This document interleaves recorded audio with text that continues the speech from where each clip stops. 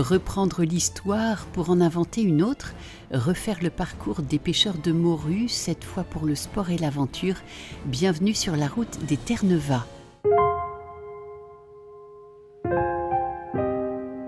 Une route sur laquelle 10 Ocean 50 se sont élancés de Saint-Pierre-et-Miquelon, archipel de l'Amérique du Nord, jusqu'à Saint-Quay-Portrieux dans les Côtes-d'Armor. Déjà, elle a un sens, elle raconte une histoire, une aventure. Elle relie des marins avec des skippers. On a des skippers qui avaient des grands-parents qui étaient aussi Terre-Neuve, donc on voit que ça les a piqués au vif et ils sont plutôt de bons ambassadeurs. C'est bien de, justement, au travers de cette route des Terre-Neuve, de se rappeler que les histoires de mer les plus remarquables sont celles du siècle dernier, enfin en tout cas de ces marins-là, de cette grande pêche-là, quand nous on y va comme terrain de jeu.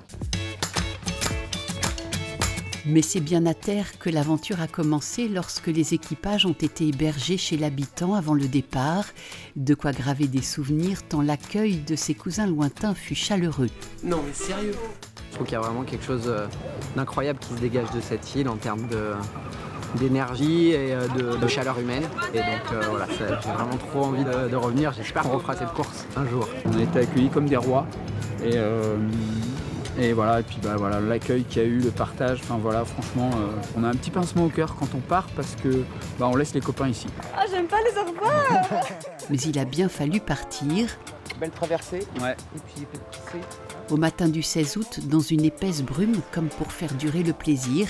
Merci Saint-Pierre. Les 10 équipages, composés de 3 marins et d'un médiaman, ont largué les amarres, les flotteurs remplis de souvenirs, pour écrire cette nouvelle histoire.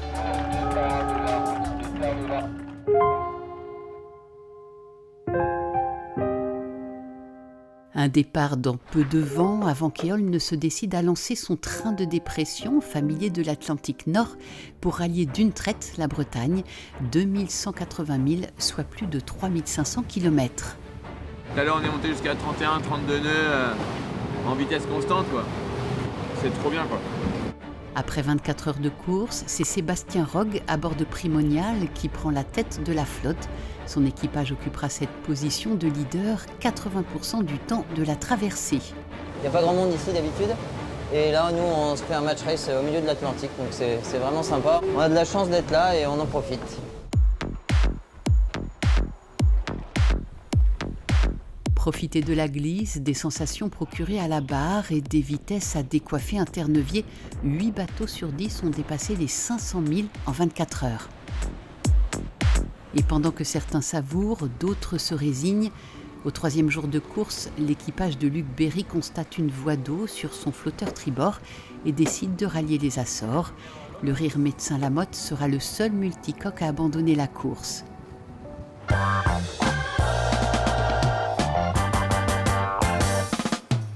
À la mi-parcours, l'atmosphère est chaude pour certains, humide pour d'autres. Quoi qu'il en soit, le marin est concentré et les vitesses débridées. Au fil des milles avalés, la terre se rapproche. Il commence à y avoir des cargos, donc ça veut dire qu'on se rapproche d'une zone de vie. La compétition fait rage. Sous la carte de la bascule jusqu'au bout, en espérant que ce soit profitable et qu'on puisse refaire potentiellement Notre-Dame. Oh les gars, allez!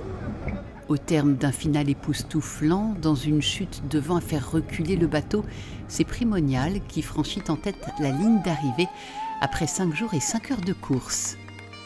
Eh ben la route elle est cabossée pour venir gagner une transat, c'est toujours incroyable. Et je crois que le finish nous a mis les nerfs à rude épreuve jusqu'à la fin. Dans la foulée, c'est Viabilis Océan qui passe en seconde position la ligne, puis Coesio complète ce tout premier podium de la route des Terre-Neuve.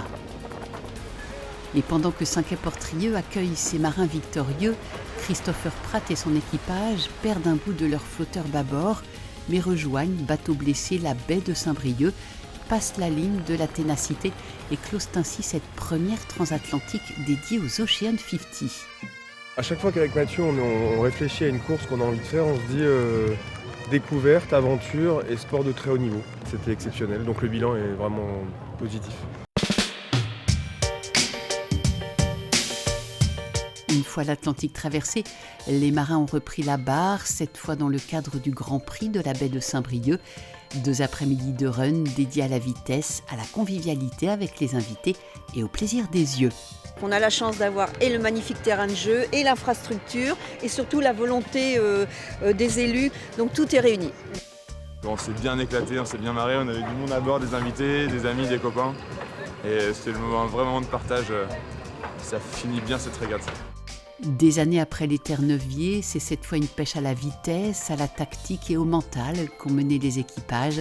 La première édition de cette nouvelle compétition a été un succès et en appelle forcément d'autres. Bilan positif, beaucoup d'équipes se sont mobilisées depuis 3 ans à nos côtés pour pouvoir mettre ça en branle. Et je crois que la mayonnaise a pris, donc on devrait pouvoir espérer la refaire dans peu de temps.